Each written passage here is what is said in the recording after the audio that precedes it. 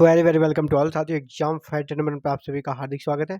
बात करेंगे यूपीएचएससी यानी Uttar Pradesh higher education service commission के रिगार्डिंग जो असिस्टेंट प्रोफेसर की भर्ती निकली थी एडवर्टीजमेंट 51 के तहत, उसी के रिगार्डिंग बात करेंगे। आपको ये जानकारी आपके दिमाग में होगा ही कि यूपीएचएससी का अस्तित्व खत्म हो गया है और एक नया आयोग बना है और नया आयोग भी बनकर तैयार हो गया। अच्छी बात यह है कि नया आयोग भी बनकर तैयार हो गया है। उसमें 12 मेंबर होना है और 12 मेंबर की नियुक्ति हो गई है। अध्यक्ष की नहीं हुई है, जो चेयरमैन है उनकी नियुक्ति नहीं हुई है। उनके बारे में भी इंपॉर्टेंट अपडेट्स देने वाले हैं। उनकी नियुक्ति नए तरीके से होने वाली है। तो साथियों, गुड न्यूज है आप सभी स्टूडेंट्स के लिए। खुशखबरी है कि Uttar Pradesh assistant professor vacancy में कह सकते हैं कि अच्छी खबर आई है। तो इसी में हम लोग पॉइंट आउट करेंगे कि लोकसभा चुनाव के बीच में ही एग्जाम होगा, क्योंकि आयोग जिस प्रकार सक्रिय है, आयोग जिस प्रकार कार्यों को कर रही है।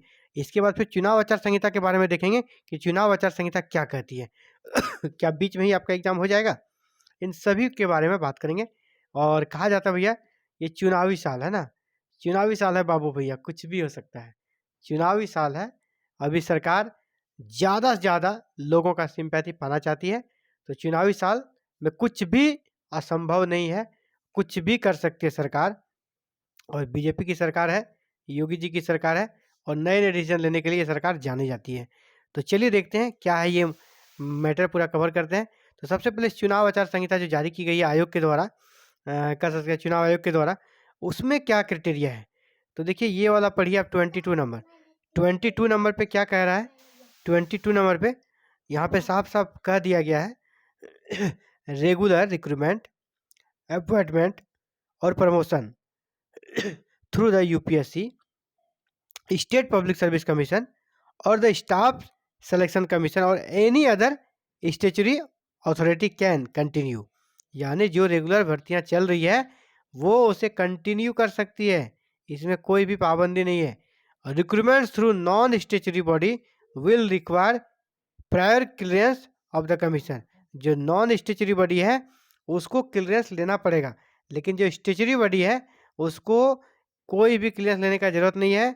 वो अपने कर सकते हैं, प्रोसेस को कंटिन्यू रख सकते हैं। और यहाँ पर आपका रेगुलर भर्ती हो रही है और स्टेचुरी बॉडी है, तो निश्चित रूप से यहाँ पर ये प्रक्रिया कहीं भी रुकती नज़र नहीं आ रही है चुनाव आचार संहिता के कारण। यानी आचार संहिता को लेकर जो कहा जा रहा है, आचार संहिता में ये नहीं होगा, आचार संहिता में एग्जाम नहीं होगा, आचार संहिता में नियुक्ति नहीं होगा, वो बातें बिल्कुल सरासर गलत है।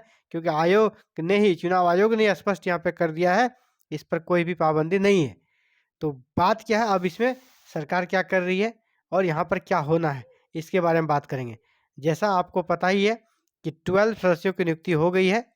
सभी सदस्यों का कार्यकाल समान होने पर आयु के आधार पर अध्यक्ष पद का कार्यभार सौंपे जाने का है प्रावधान।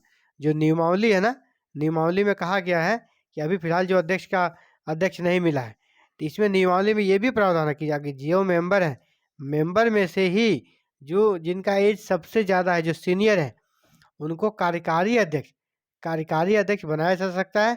और कार्यकारी अध्यक्ष को इतना पावर होता है कोई एग्ज़ाम डेट अनाउंस कर सके और एग्ज़ाम ले सके। यानी आयोग के तरफ से, आयोग के स्तर से कोई दिक्कत अब नहीं है। आयोग सक्रिय है, मेंबर भी आ गए हैं, 12 मेंबर है। इसी में से एक को अध्यक्ष बनाया जाएगा, कार्यकारी अध्यक्ष बनाया जाएगा। क्यों बनाया जाएगा? क्योंकि जैसे मैंने पहले ही कहा ये चुनावी साल है और चुनावी साल में कुछ भी हो सकता है ना। चुनावी साल में सरकार कुछ भी कर सकती है। इसीलिए सभी स्टूडेंट्स से मेरा आग्रह है कि आप भी अलर्ट मोड में रहें, हल्के में किसी बात को ना लें, हल्के में ना सोचें कि नहीं ऐसा नहीं होगा। ढुलमुल रवैया आपके लिए घातक हो सकता है। आपकी इतने दिन से की हुई तैयारी पर पानी फिर सकता है अगर आप थोड़ा सा भी ढीला हुए तो। आपको इस बारे में नहीं सोचना है कि आप एक स्टूडेंट हैं, आपको इस बारे में सोचना ही नहीं है कि एग्ज़ाम नहीं होगा। आपको बीएसएफ की तरह, जैसे बॉर्डर पे बीएसएफ हमेशा अलर्ट मोड में रहती है ना, तो उसी तरह आपको भी अलर्ट मोड में रहता है, हाई अलर्ट मोड में हमेशा। कि आप हमेशा, जैसे युद्ध के लिए हमारी सेना तैयार रहती है हमेशा, जब भी युद्ध के लिए उसे बुलाया जाएगा वो हमेशा ट्रेंड रहता है कि युद्ध करेंगे और भारत को जीत दिलाएंगे। इसी प्रकार आप भी उसी मोड में रहिए कि जब भी एग्ज़ाम लोगे हम एग्ज़ाम देंगे। और अभी फ़िलहाल आप ये मान के चलिए आपका एग्ज़ाम होने वाला है, आपका एग्ज़ाम होने वाला है, क्योंकि नया आयोग बना है, इसके पास फिलहाल अभी सबसे नया काम तो ये कर नहीं पाएँगे आचार संहिता के कारण, लेकिन जो पुरानी भर्तियाँ हैं, उसे वो जारी रख सकते हैं, जैसा मैंने उसके पॉइंट नंबर 22 में आपको बता भी दिया। तो ये पुरानी भर्ती है, अभी फिलहाल आयोग के पास यही सबसे बड़ा काम है, इस भर्ती को कंप्लीट करें। तो मेन मुद्दा यही है कि आपका एग्ज़ाम हो सकता है दोस्तों। वैसे हमें सर्दी खांसी के कारण मुझे बोलने में काफ़ी परेशानी भी हो रही है, लेकिन ये अपडेट्स देना था। मैं आप सभी के बीच ये अपडेट्स देने का प्रयास कर रहा हूँ, ताकि आप कह सकते हैं कि आराम ना करें। आप पढ़ाई को लेकर सोचते रहें, परेशान रहें और आपका रिज़ल्ट बने, मेरा प्रयास बस यही है।